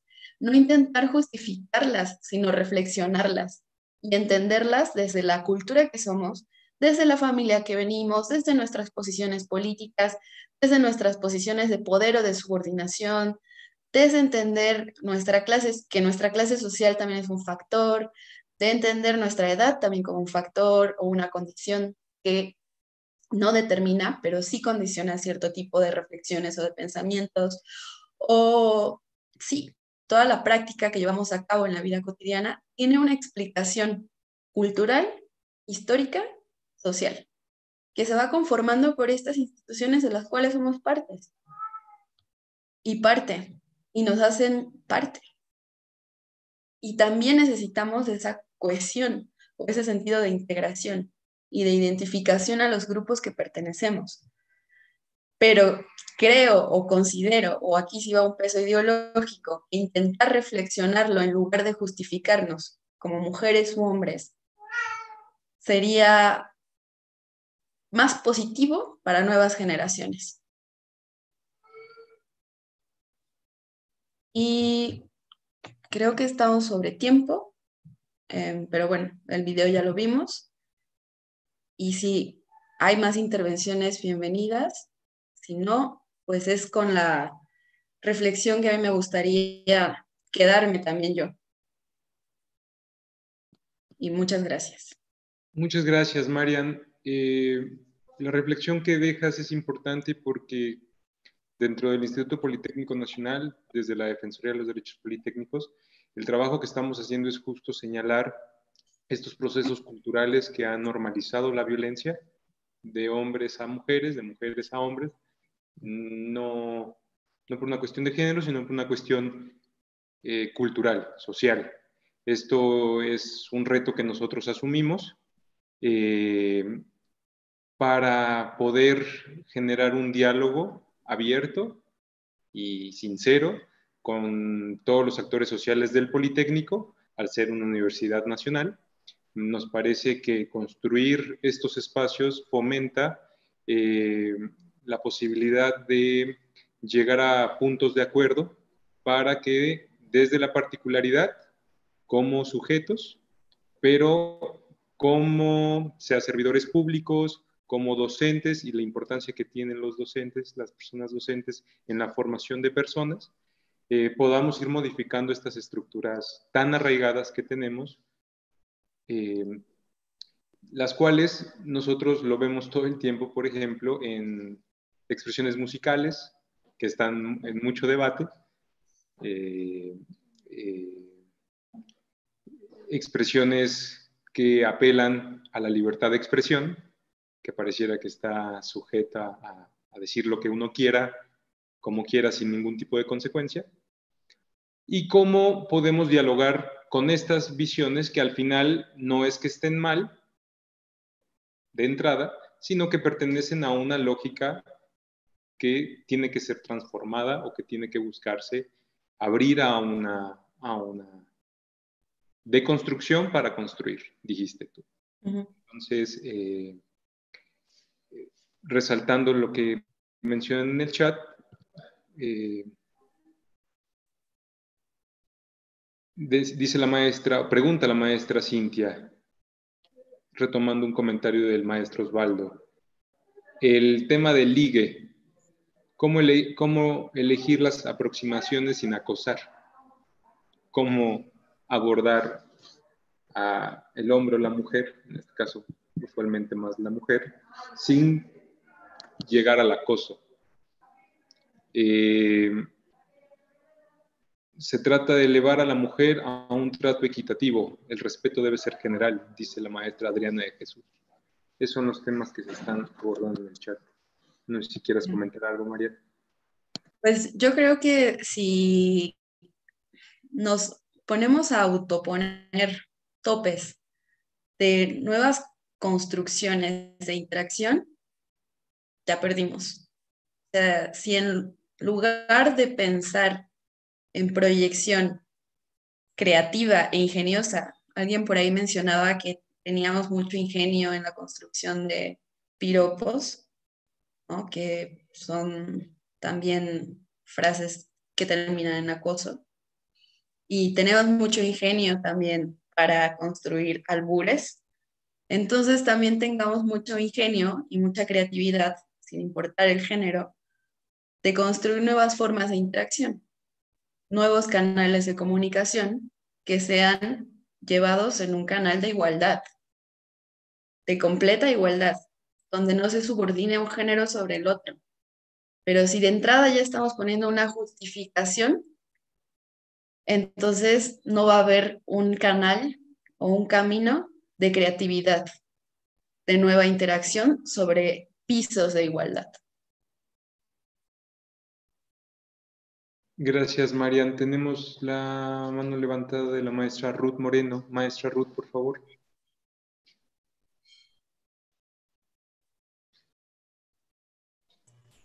Perdón, la levanté sin querer. Perdón. Muy bien, maestra. Bueno, no sé si haya más participaciones. Si no, Marian, vamos a pasar una cápsula, un video que tenemos preparado. Todas las sesiones, como te había comentado, lo ponemos. Si ya no hay más participaciones, me gustaría entonces ir cerrando. Terminamos con el video y pasamos a despedirte, Marian. Vale, Gracias. Muchas gracias. Ezequiel, por favor, ¿nos apoyas con el video?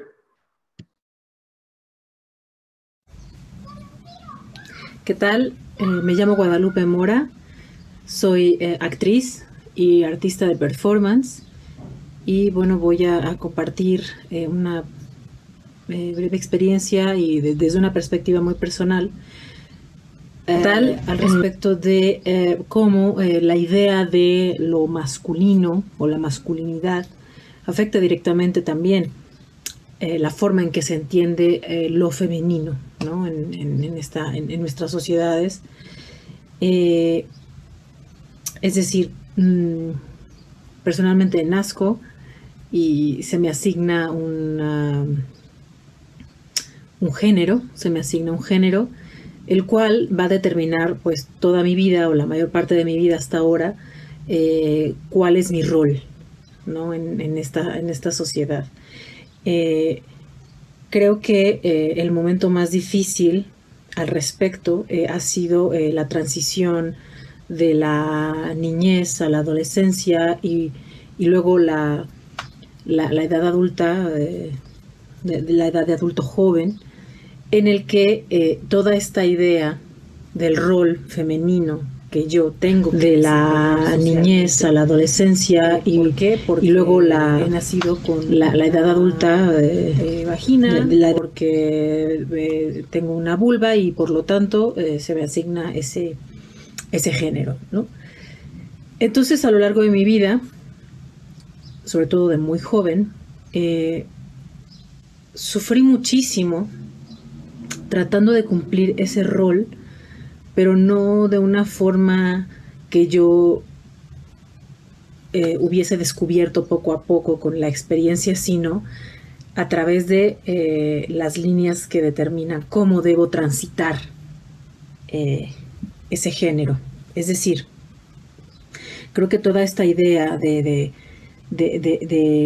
la masculinidad como ese eje rector de todas las cosas en las sociedades, me refiero estrictamente al patriarcado, ¿no? De cómo esta idea patriarcal del mundo guía, desvía, acota, encajona, ¿no? A los roles. Y quiero hablar directamente del cuerpo, de cómo la idea de mi cuerpo femenino estaba todo el tiempo determinada por la visión masculina. De niña, de joven, de adolescente, pasaba muchísimo tiempo preocupada por agradarle a los chicos, a los jóvenes, y tratando de cumplir ciertos parámetros de belleza. Y entonces, ese tratar de cumplir esos parámetros de belleza, pero además también de conducta en sociedad, personalmente me produjeron mucho sufrimiento, porque estaba todo el tiempo pendiente, ¿no? Exactamente de el peso, la forma, el color del cabello, el maquillaje, y al momento de relacionarme socialmente, ¿no? De ir a fiestas, de estar en la escuela, también tenía que estar moldeando, ¿no? Mi conducta de acuerdo a ese rol que la masculinidad me había asignado. Sufrí mucho también por el hecho de haber sido siempre una niña, después una adolescente y una adulta gorda, ¿no? O con sobrepeso. También, ¿no? Esa palabra de repente resulta violenta, pero bueno, soy una mujer gorda. No podía yo hacer nada al respecto en ese momento. Entonces, mi rol de feminidad se veía siempre opacado por esa gordura que no es aceptada por la perspectiva masculina, ¿no? Por el régimen masculinista. ¿Por qué? Porque las personas gordas, las personas ancianas, las personas enfermas o las personas con una capacidad diferente no son aptas para ser consumidas por el régimen masculino.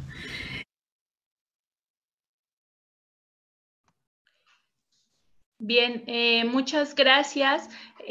Pues sin duda alguna, otra vez tuvimos una sesión que nos retroalimentó muchísimo, que nos lleva a la reflexión, y yo nada más quisiera invitarles a que esta reflexión se vaya sobre todo a quienes conformamos parte de la comunidad politécnica, a las personas de la REDU que nos acompañaron también, que se encargan de la defensa de los derechos universitarios, que nos vayamos encaminando a que estas reflexiones las apliquemos en nuestro quehacer diario, en nuestro actuar con nuestras comunidades. Ya en la primera sesión que tuvimos, justo les puse un ejemplo que vivimos en la defensoría de un asunto que atendimos, donde un chico aborda a una chica diciéndole su nombre cuando ella ni lo conocía, y con el afán de invitarla al cine.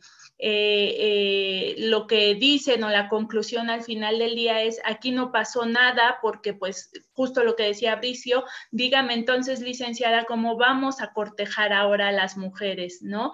Y ese caso, y perdón que lo vuelva a citar, pero es que a mí me ha hecho mucho eco, y más conforme hemos venido trabajando todo este tipo de temas, porque realmente si no somos capaces de identificar esa violencia tan sutil, o si normalizamos esa violencia tan sutil, entonces estamos permitiendo que vayan creciendo otras violencias. Les invito a ustedes, promotoras, promotores de derechos politécnicos, a las personas de las redes de género, que justo además de esa actividad tan importante que tienen, muchas veces interactúan como docentes, como prefectos, prefectas, interactúan con el alumnado, y ustedes son muy conscientes a veces de este tipo de situaciones.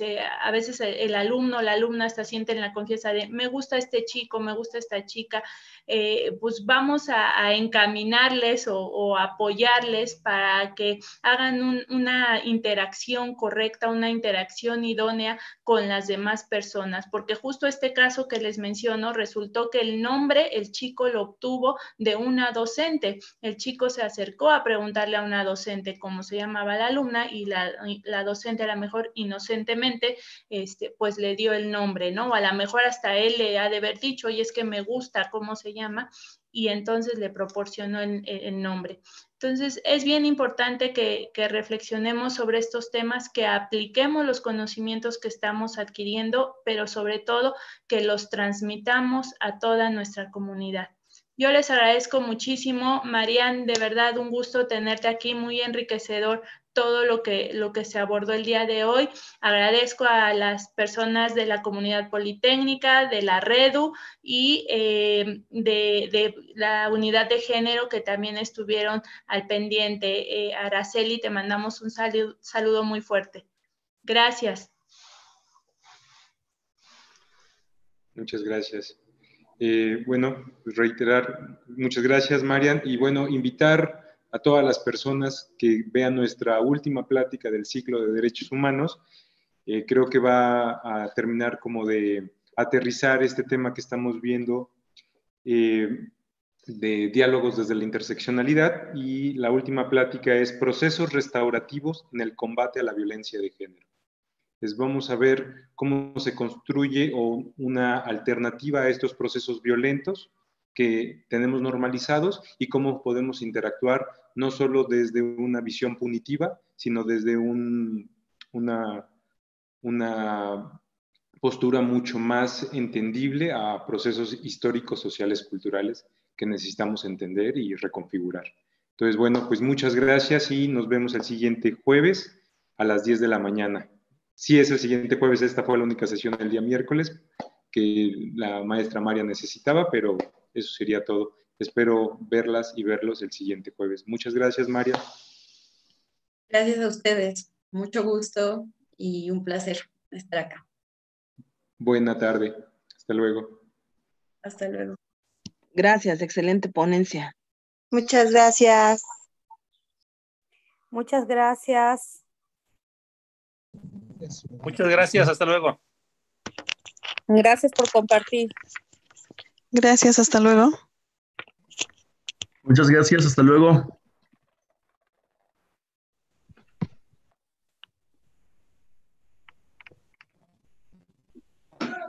Hasta luego, saludos.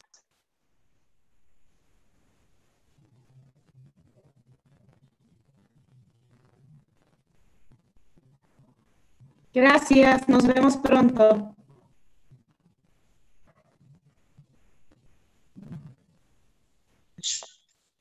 Gracias, buenas tardes.